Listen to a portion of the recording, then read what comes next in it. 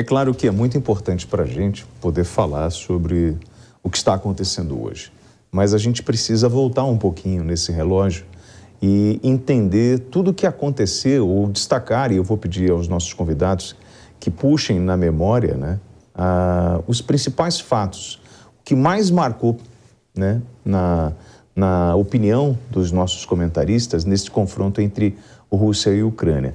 Mas para começar, eu estou aqui com o Robson Farinazzo, que é oficial da Reserva da Marinha, e ele trouxe um artefato, né, que veio da Ucrânia, não é isso? Exatamente. É esse aqui. Tem, sei lá, 20 gramas, por aí.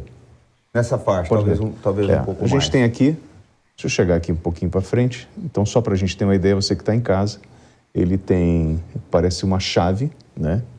Uma pequena chave. Isso veio de onde? Isso veio de Rubizhny, no Donbass. Quem trouxe foi o pessoal do PCO que esteve lá, né? O Rafael Dantas e o Eduardo Vasco, eles estavam como correspondentes do PCO. E é um estilhaço de míssil Torchka, né? Então vocês têm que imaginar o seguinte: esse pedaço esse estilhaço, esse shrapnel aí, ele avança no corpo humano a mais de 1.000 km/h e incandescente, né? Isso é onde pegar, isso secciona uma perna da pessoa, um diafragma, pode arrancar uma cabeça. As pessoas não questionam, às vezes, o impacto que a guerra tem. Pensa que é só projétil de fuzil que mata, né? Mas esses estilhaços são terríveis. Você sabe que a gente segurando um artefato desse, isso vem na memória, nós tivemos momentos muito marcantes aqui na Jovem Pan News, e um deles foi quando nós recebemos a informação que o nosso correspondente na época, que estava em território ucraniano, o Luiz Kawaguchi, o carro em que ele estava foi atacado, foi bombardeado. Foi um momento de muita tensão para a nossa equipe, a família dele aqui no Brasil, a gente não podia falar, né? Não podia trazer essa informação no ar, porque até por respeito à mãe dele, né? Então era um momento muito difícil. E assim, você viveu de perto esse momento da guerra onde o Farinazzo está trazendo, né? Dos estilhaços que destroem carros. O carro que você estava era um carro blindado e foi destruído, né? Exatamente, era um carro blindado. Um estilhaço como esse passou, ele ficou marcado na lataria a menos de 30 centímetros da onde eu estava sentado. E a gente vê, é aquela coisa, muito... você nem vê quem que está atirando em você, você nem vê o inimigo. A gente sabia que tinha tropas russas ali na frente, mas você não vê a cara da pessoa que está atirando contra você. A gente estava totalmente identificado como imprensa, estava escrito imprensa em russo no carro, e mesmo assim fomos bombardeados. Então, você me perguntou, Eliane, o que marca? Foi exatamente essa não distinção entre alvos civis e alvos militares. Eu e os meus colegas jornalistas, como não combatentes, não participantes do conflito, a gente não deveria ter sido atingido aí pelas forças russas, mas eles não fizeram distinção entre militares e civis. Bom, eu não sei se esse áudio, essa imagem que apareceu do Kawaguchi, se ela tem som. Não tem, né? Somente a imagem do Kawaguchi. E aí, eu já queria provocar Alessandro Visacro. Nós chegamos a conversar vários momentos, né, buscando informações do que estava acontecendo no território ucraniano, e eu pergunto ao senhor, depois desses 160 dias, é como se você estivesse rasgando a Ucrânia no meio, né, feridas vão ficar, e o papel da Igreja Ortodoxa nessa guerra, o senhor consegue avaliar a importância desse diálogo entre política e religião dentro do território ucraniano, nessa mediação entre Rússia e Ucrânia? Boa noite a todos. Acredito que a gente tem que, até como você sugeriu, a gente voltar um pouquinho mais no tempo. O conflito na Ucrânia não começa exatamente em fevereiro desse ano, com o início da campanha da ofensiva militar russa. Em 2004, tem a Revolução Laranja na Ucrânia, e tem uma segunda expansão muito importante da OTAN, se projetando ali sobre os países do Báltico, né? A Letônia, a Lituânia e a Estônia. Então, na perspectiva, principalmente na perspectiva russa, o conflito começou lá atrás, lá em 2004. Em 2014 tem um acirramento com os protestos do Euromaidan, a sublevação no Donbás e a própria anexação da Crimeia. Então, quando a gente retorna, faz um retrocesso até fevereiro desse ano, até o dia 24 de fevereiro desse ano, a gente tem que entender que essa campanha militar ela é parte de um conflito muito mais amplo. A Rússia, a Ucrânia e a Bielorrússia, eles compõem aquilo que é chamado do núcleo eslavo da Rússia, né? Então, a própria Rússia, ela vai sair do Principado de Kiev, né? Com o Ivan o Terrível no século XVI, enfim. Existe uma identidade cultural compartilhada. A religião ortodoxa, ela faz parte disso. Então, é um elemento comum na cultura, é um traço comum na cultura entre ucranianos e russos, em termos de povos eslavos. Embora exista um antagonismo, exista uma rivalidade histórica entre ucranianos e russos, é sempre bom a gente lembrar, na Segunda Guerra Mundial, por exemplo, a Wehrmacht, né, as Forças Armadas Alemãs, elas entraram na Ucrânia, foram recebidas como libertadoras no primeiro momento, né? A Ucrânia vivia aquela fase da consolidação da Revolução de 17, mas enfim, existe essa identidade eslava compartilhada, a religião é um elemento muito importante, mas tanto as autoridades eclesiásticas quanto outros atores que poderiam funcionar como catalisadores de um processo de distensão, eles têm falhado, né? Na verdade, a diplomacia tem sido, de qualquer forma, ela tem sido minada de uma maneira muito significativa. Então, o conflito,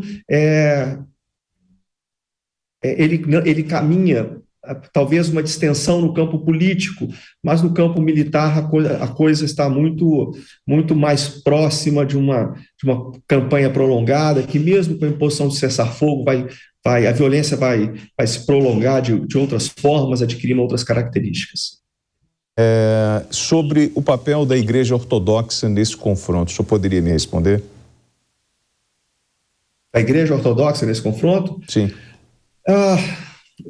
Tem sido irrelevante, o William. Ele não tem desempenhado um papel importante como um elemento que fosse capaz de promover a distensão das partes beligerantes. Bom, vamos lá. Coronel Paulo Filho, Visacro traz a Revolução Laranja, esse movimento popular, né, contra a fraude nas eleições em 2004.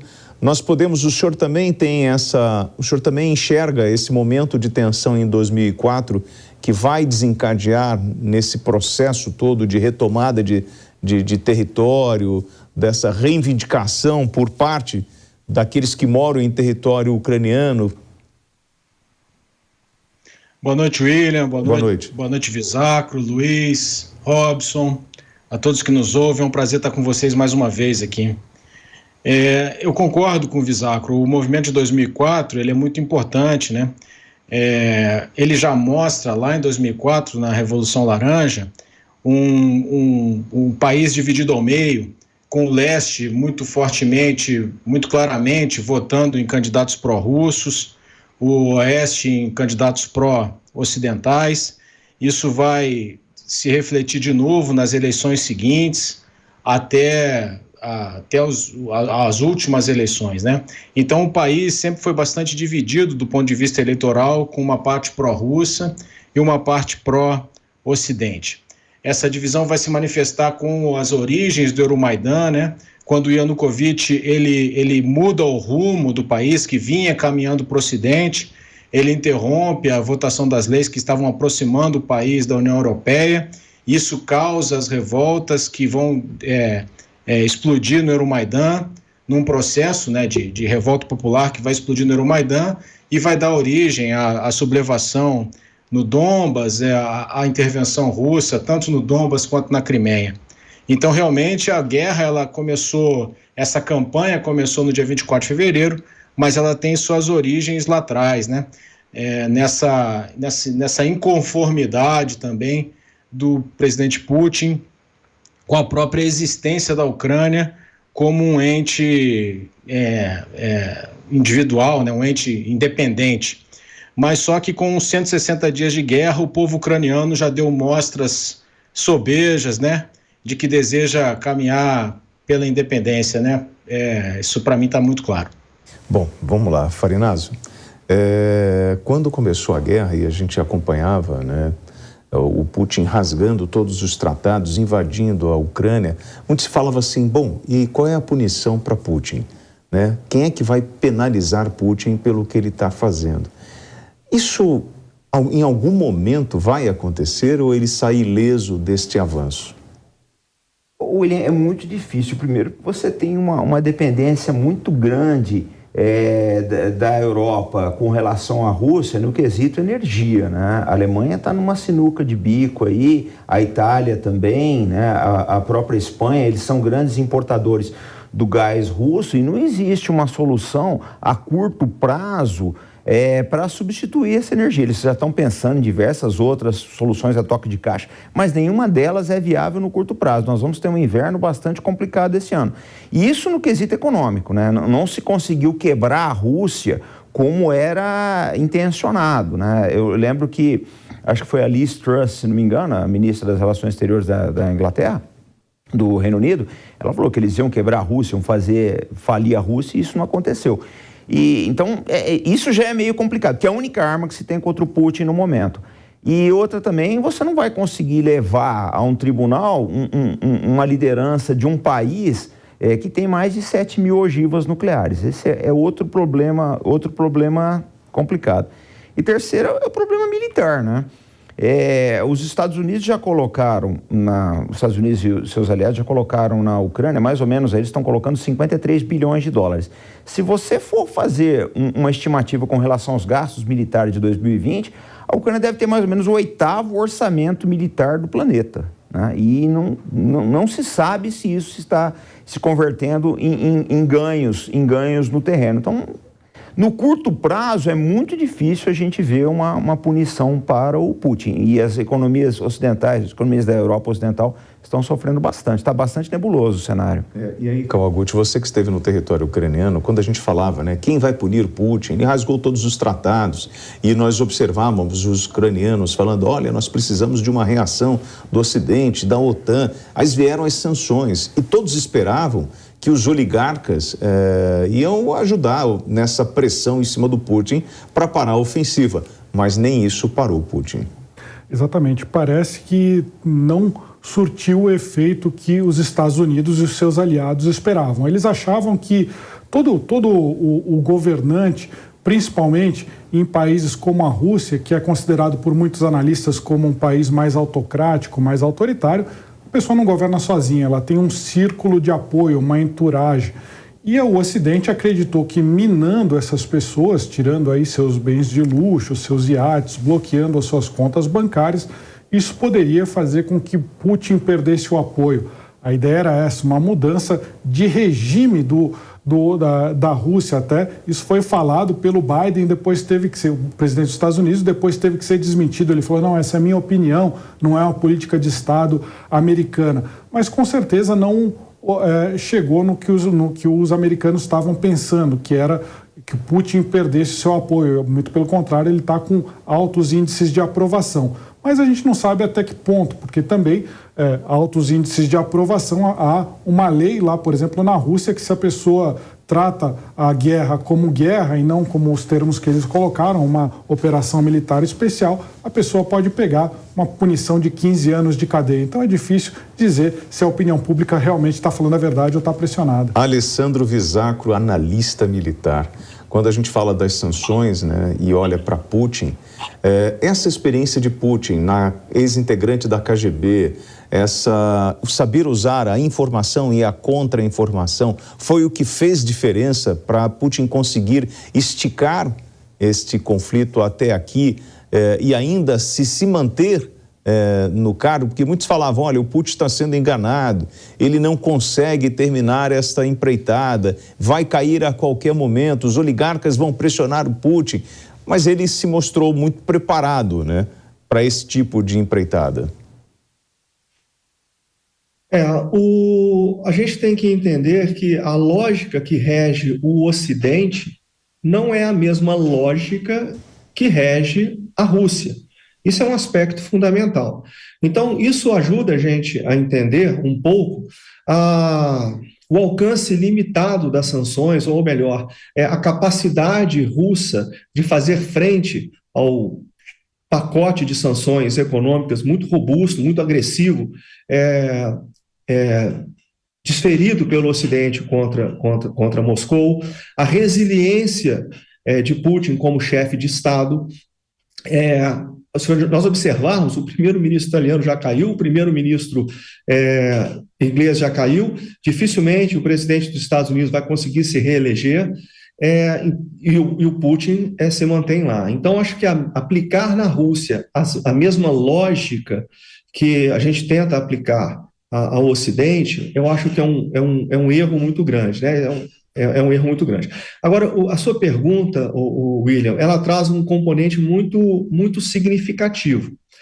Nas democracias liberais, nas democracias ocidentais, os governos eleitos pelo povo, eles correm o risco de se tornarem reféns da sua própria narrativa, daquela narrativa que eles constroem. Então, quando a gente fala em guerra informacional, a gente vê recurso de propaganda, por exemplo, como a satanização do presidente russo. A gente vê a construção da ideia de que a Rússia é um Estado pária. Isso tira muita flexibilidade da diplomacia, isso subtrai flexibilidade da diplomacia. Então, essa compreensão do papel do chefe de Estado, do modelo de Estado centralizado e autocrático, que fez parte de toda a história da Rússia, ela não pode ser enxergado com os mesmos critérios que nós observamos, nós tentamos entender os governos, os Estados, nação do Ocidente. Bom, e aí eu queria já aproveitar, Coronel, o senhor como um especialista, né, Paulo Filho, mestre em ciências militares, quando a gente começou a falar do conflito, eu lembro de um correspondente que falou, olha, eu dormi na Rússia e acordei na União Soviética. E a partir desse momento nós começamos essa guerra por procuração, né? E os interesses comerciais acabam estão aparentes neste conflito, né? Toda a parte comercial, ela vem ditando o rumo das ocupações? William, nós temos duas guerras justapostas, né? Nós temos a guerra da Ucrânia contra a Rússia, a guerra do povo ucraniano se defendendo da invasão russa, e ao mesmo tempo nós temos uma guerra de procuração em que o Ocidente combate a Rússia. Então, como já foi dito, as sanções econômicas, né, tinham a finalidade, as sanções sobre os oligarcas, elas tinham a finalidade claríssima de desestabilizar o presidente Putin e levar a talvez uma tentativa de mudança de regime. Isso foi declarado, como já foi dito também, pelo próprio presidente Biden. Então são duas guerras justapostas, e nessa guerra por procuração, essa componente econômica, ela é muito relevante. Não se pode falar na guerra da Ucrânia sem se levar em consideração a questão energética. A questão energética é fundamental. A questão energética que está sendo utilizada pela Rússia como um instrumento de guerra, uma guerra econômica. Quando ela diminui, como ela diminuiu hoje mais uma vez, né, o fluxo de gás no gasoduto Nord Stream 1, o que ela quer é mostrar que ela tem instrumento de poder para levar dificuldades aos europeus, especialmente aos alemães. Então, ela é uma guerra travada no campo econômico também, sem dúvida nenhuma. Num primeiro momento, as sanções realmente não estão surtindo o efeito que se esperava. Isso é inegável, né? A própria guerra levou um aumento dos preços, um aumento substancial dos preços do gás e do petróleo, e a Rússia, mesmo vendendo menos gás e petróleo, está recebendo muito mais dinheiro do que ela previa, do que era previsto inicialmente.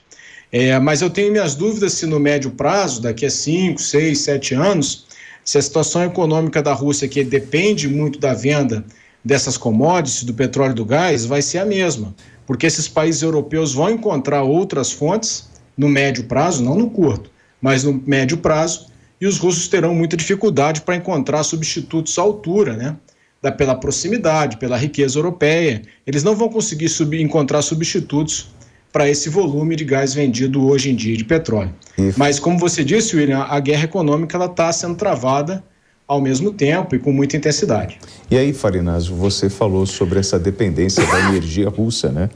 Do gás russo, e quando começa a guerra, as tropas russas encontram dificuldade, porque a gente está ali no período do degelo, ou seja, os tanques, os carros de combate enfrentavam dificuldade para o deslocamento. Isso era o que a gente recebia aqui de informações. Eu vou pedir para colocar o mapa do gasoduto. A gente tem esse mapa já disponível aí, e aí eu gostaria que você falasse sobre a importância justamente do que a gente está vendo agora em destaque, sobre essa distribuição de gás para a Europa e agora esse período que é um período muito importante, que é a chegada do período de inverno, e aí a gente começa a discutir a energia verde. A Europa começa a falar nisso, mas ela descobre que ela começou a analisar isso tarde demais. Ela é muito dependente da Rússia.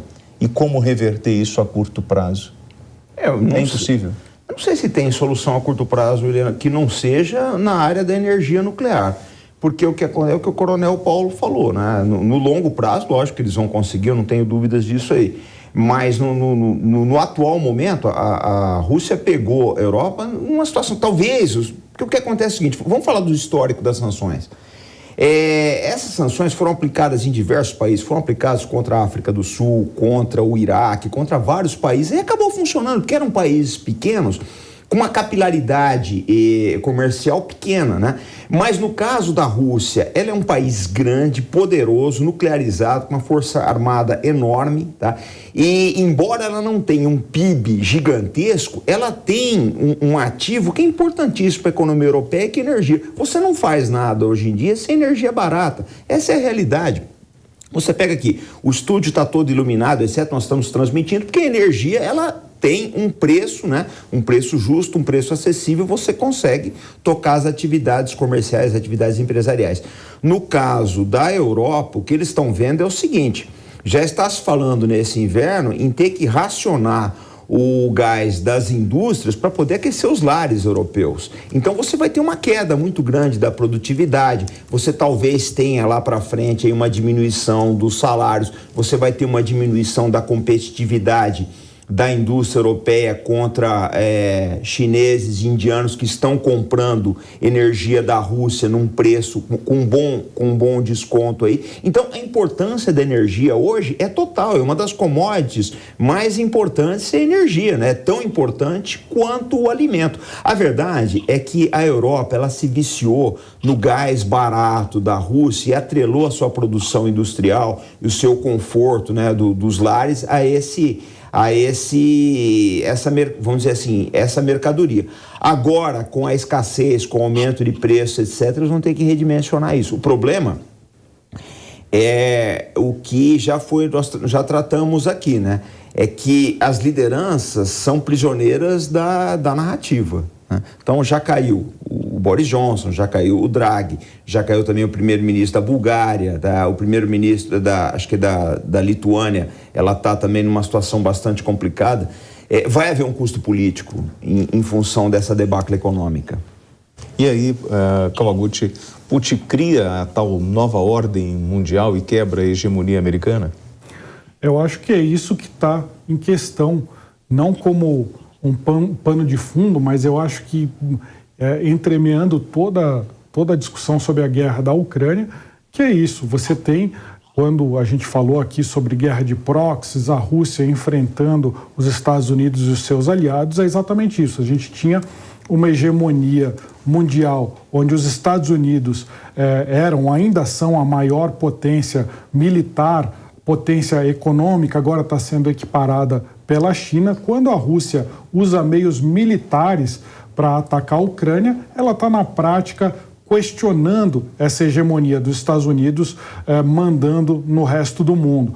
Aí qual que seria o modelo que a Rússia oferece? Seria um modelo multipolar, em que você tem áreas de influência. A Rússia influencia a área ao seu redor, os Estados Unidos influencia a área ao seu redor, a América possivelmente, a China influencia a sua área, ou seja, diversos núcleos de poder. Se isso é melhor ou se isso é pior, essa é uma grande questão. Algumas pessoas podem falar que o mundo multipolar é mais justo. Isso daí eu acho que é para cada um avaliar, só que ele é mais perigoso do que o mundo hegemônico, com certeza ele é, porque os Estados Unidos não vai dar de mão beijada todo o seu poder para outros players, outros países. Isso vai ser conquistado muitas vezes, como a Rússia está tentando fazer, com armas. Então, o mundo multipolar, não sei dizer se ele é mais justo, mas que ele é mais perigoso, com certeza ele é. Bom, Visacro, vamos lá. A gente tem a visita hoje em Taiwan da Nancy Pelosi, né? E a China dizendo, olha, não façam isso, não venham para cá, com muitas ameaças. Alguém precisa mostrar para a China que tem o poder, ou seja, alguém tem que barrar e se apresentar. Os Estados Unidos, eles precisam fazer esse tipo de enfrentamento, seja com a Rússia, com a China, para ter um equilíbrio de forças no mundo? William, ela está muito associada ao comentário que o Kawaguchi fez nesse momento. O que a gente vê são potências ditas revisionistas, como Rússia, como China, como o Irã, que se consolida como uma potência regional, a Índia em ascensão. São estados que, de uma maneira ou de outra, contestam essa ordem hegemônica norte-americana que se criou depois da Guerra Fria. E os Estados Unidos, Washington, o governo de Washington entende que a ameaça a curto prazo é a Rússia, é um agente desestabilizador muito grande. Mas, de forma muito clara, os Estados Unidos prioriza a China como seu grande rival. Agora, a diplomacia norte-americana, ela adquiriu, os Estados Unidos adquiriram a consciência de que essas potências, eles se valem de abordagens estratégicas alternativas para contestar a hegemonia norte-americana. Os Estados Unidos reconhecem isso, reconhecem que tem dificuldade de manejar essa dinâmica estratégica que eles chamam competição entre grandes potências, mas se mostram predispostos a entrar no jogo, vamos dizer assim. Agora, quando a gente olha a diplomacia norte-americana, primeiro a gente tem que reconhecer que ela é muito ambiciosa, porque ela quer a manutenção desse status quo, ela quer preservar os Estados Unidos como uma potência, a única grande potência global. O outro aspecto da diplomacia norte-americana, é que ela em sua essência, ela é ambígua, porque ela tenta conciliar os seus interesses nacionais, de acordo com a doutrina do realismo político, etc., com a defesa de valores. Então, vou dar um exemplo muito simples. Os Estados Unidos promovem a democracia até a Irmandade Muçulmana ganhar a eleição no Egito. A partir do momento que a Irmandade Muçulmana ganha a eleição no Egito, os Estados Unidos apoiam a junta militar que tomou o poder. Então, essa diplomacia acaba sendo plena de ambiguidade e contradições. E um outro aspecto que a visita da Nancy Pelosi, ela é como se fosse a presidente da Câmara do Congresso norte-americano, é que a gente vê um pouco da mistura da política interna com a política externa. Isso, para a diplomacia, é muito ruim. Então, o que a gente acaba observando é uma diplomacia muito agressiva, que às vezes parece confundir um pouco ousadia com imprudência. Eu acho que é mais ou menos por aí. Paulo, nós tivemos uma fala muito importante na ONU do secretário-geral das Nações Unidas, Antônio Guterres, que na abertura da Conferência da ONU, que discute a não proliferação de armas atômicas, ele fala o seguinte: tivemos sortes até agora, mas sorte não é uma estratégia. A humanidade está a um erro de cálculo da destruição nuclear. Paulo, quantas vezes Putin chegou a falar em usar a arma nuclear? Agora a gente começa a ouvir a China falando sobre isso. Nós estamos realmente nesse limite? Eu não diria que nós estamos no limite, no limiar de uma guerra nuclear, não, William, eu não diria isso. Mas como o Luiz falou, o Cavalguti falou, o mundo está bastante mais inseguro, né? Então, o dilema de segurança, que é quando um país percebe uma ameaça e aí por isso ele se arma, e aí ao ele se armar, ele passa a ser uma ameaça para o adversário, e aí o adversário também se arma, numa espiral, né, difícil de ser contida, ela está ocorrendo na Europa. Então nós vemos na Europa, a Polônia acabou de fazer uma compra gigantesca de armamento, 980 carros de combate sul-coreanos, 600 e tantas peças de artilharia, caças, quer chegar a 5% do PIB com o gasto militar até 2025, a Alemanha triplicando o seu investimento em defesa, Finlândia e Suécia aderindo à OTAN, que eram países neutros, vários países falando em voltar ao serviço militar obrigatório. Então você vê o dilema de segurança instalado na Europa. Você vê esse mesmo dilema instaurado no Oriente Médio. Então você vê o Irã, autoridades iranianas dizendo que o país já tem condições de produzir a arma nuclear. Você vê uma aproximação de dois inimigos históricos, que é a Arábia Saudita e Israel, para fazer face ao Irã, porque o inimigo o Irã é inimigo tanto da Arábia Saudita quanto de Israel. Então o dilema de segurança também no Oriente Médio. Aí você vê o dilema de segurança agora na Ásia, você vê o Japão caminhando para revogar o artigo 9º da Constituição, que é uma Constituição pacifista, imposta pelos norte-americanos depois da Segunda Guerra Mundial, que o ex-primeiro-ministro falecido recentemente, Shinzo Abe, sempre tentou fazer, e agora o partido dele ganhou uma maioria folgada no parlamento, então eles devem implementar essas mudanças. A Coreia do Sul já fala nisso. Então você vê o dilema de segurança também instaurado na Ásia. Então, em vários pontos diferentes do mundo, você vê as tensões se avolumando. Então é um mundo muito mais inseguro, né? E se houver a proliferação nuclear, se mais países, se o Irã, por exemplo, se passar a ser detentor da arma atômica, qual vai ser a reação da Arábia Saudita? Será que a Arábia Saudita também não vai procurar essa arma atômica? Nesse sentido, eu acho até que a presença da Nancy Pelosi em Taiwan foi uma forma dos Estados Unidos mostrarem para os parceiros deles, né, os aliados dos Estados Unidos na Ásia, o seguinte: olha, eu estou aqui, estou com vocês, vim apesar da grande oposição chinesa, então vocês não precisam, talvez, né, não precisam correr atrás de se armar, porque eu vou estar junto com vocês. Isso é uma das inúmeras leituras possíveis. Existem outras inúmeras leituras possíveis para a presença da Nancy Pelosi em Taiwan, que desagradou profundamente a China. Então nós temos agora uma crise também instaurada lá no Estreito de Taiwan, a exemplo do que aconteceu em 95 e 96, né? Taiwan está cercada por áreas de isolamento lá, que a China impôs agora para fazer exercícios militares.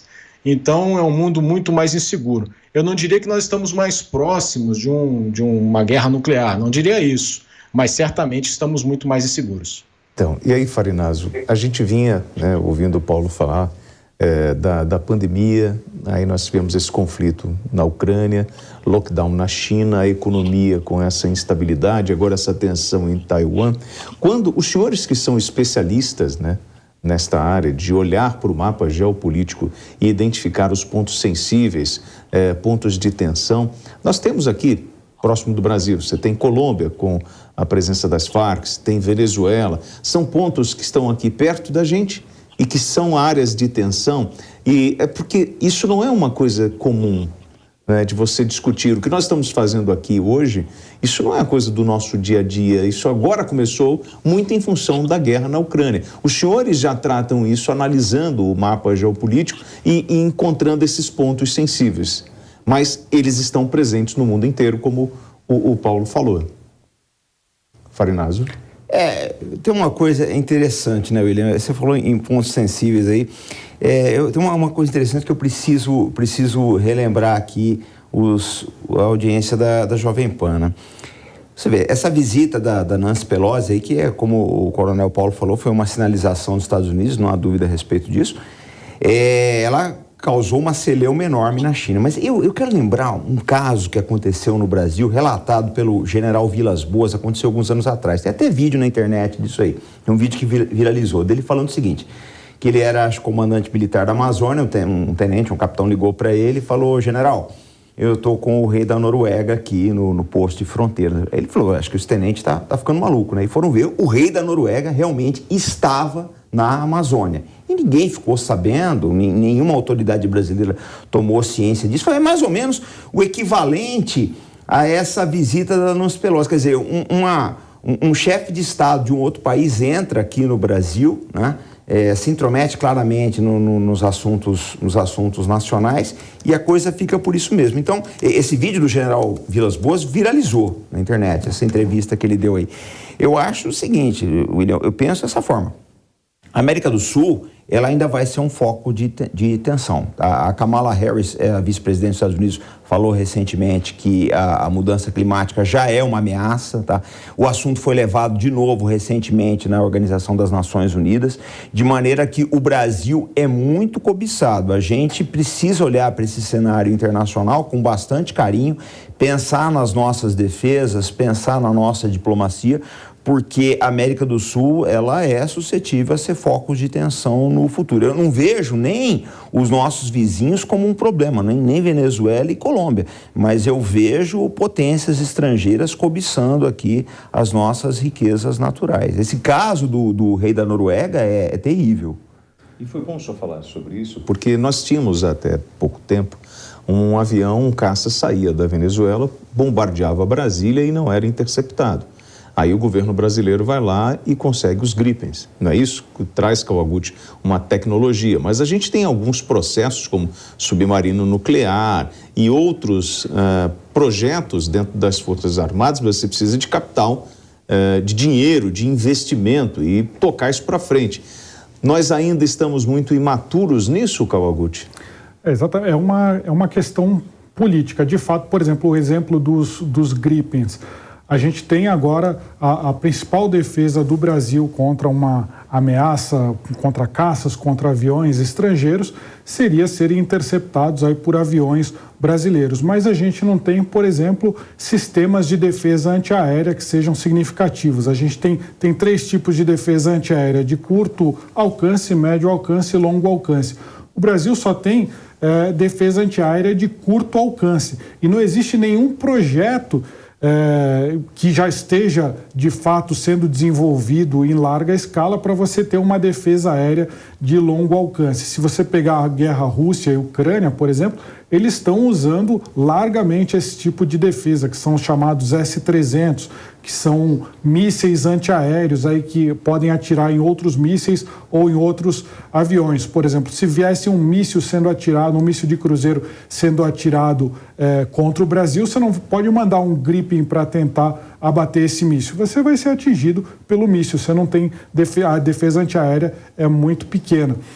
Mas aí é uma opção política. O que o Brasil vai fazer? Ele vai desenvolver o que ele faz atualmente é desenvolver uma quantidade de defesas que torne muito caro para uma nação estrangeira de maior potência invadir o Brasil. Mas com essa nova configuração geopolítica, tem que ser pensado, a gente vai continuar com essa política, a gente vai tentar, porque, por exemplo, a Rússia invadiu a Ucrânia e não importou que eles tinham uma força militar muito grande, que eles tinham ajuda dos Estados Unidos. A gente vai entrar numa rede de alianças, como os países ocidentais fazem, ou a gente vai continuar como um país pêndulo? É uma decisão política. Bom, Visacro, hoje nós temos como fazer frente aos sucóis venezuelanos? William, sim, tá? Mas eu acho que existe um nexo lógico entre tudo isso que está sendo dito aqui. A começar ali por essa dinâmica que o Kawaguchi falou, que o mundo fica mais volátil, mais instável, os múltiplos focos de tensão que o Paulo Filho chamou a atenção. O que eu acho importante a gente entender é o seguinte, nós estamos diante de uma nova dinâmica geopolítica. E tem uma citação do Peter Drucker que eu acho muito interessante. Ele diz que o maior perigo em tempos tempos turbulentos não é a turbulência em si, mas agir com a lógica do passado.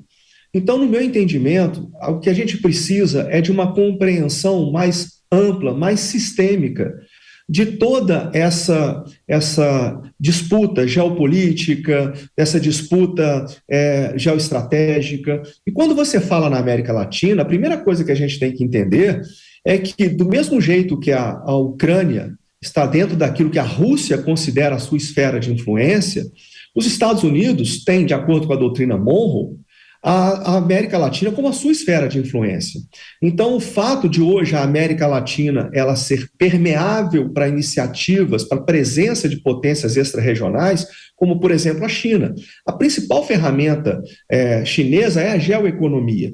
Hoje, o principal parceiro comercial do Brasil já não é mais os Estados Unidos, e sim a China. Então, assim, a China tem penetrado de maneira muito agressiva na América Latina. A América Latina também ela tem uma característica que ela, embora seja nominalmente uma região pacífica, porque ela não reúne aquela forma tradicional de antagonismo entre estados soberanos, mas a América Latina, a linha mestre da política latino-americana tem sido a luta perene entre ricos e pobres. Então, assim, são conflitos que envolvem atores armados não estatais. Então, tudo isso impõe com que nós, o Estado brasileiro, precisamos de uma perspectiva geopolítica e, dentro dessa perspectiva, um conceito de segurança e defesa que seja voltado para atender às nossas características, às nossas peculiaridades, às nossas idiosincrasias. O modelo da OTAN não serve para a gente, o modelo russo não serve para a gente, o modelo iraniano, o Irã é um país que está em embargo econômico desde o final da década de 70, e de uma maneira ou de outra é um país que tem conseguido alcançar vitórias muito significativas dentro do Oriente Médio. Então, assim, o modelo iraniano também não serve para a gente. O que nós temos que desenvolver é uma perspectiva, tanto geopolítica, quanto uma perspectiva de segurança e segurança e defesa genuinamente autóctone. Então, tanto no manejo dessa competição geopolítica, daquilo que o norte-americano chama de competição entre grandes potências, que por si só não atende à nossa realidade. É um componente importante, mas nós temos outros desafios, outros óbices significativos, e é nesse sentido que eu acredito que o Estado brasileiro tem que se encontrar dentro dessa dinâmica muito rápida, muito complexa do século XXI.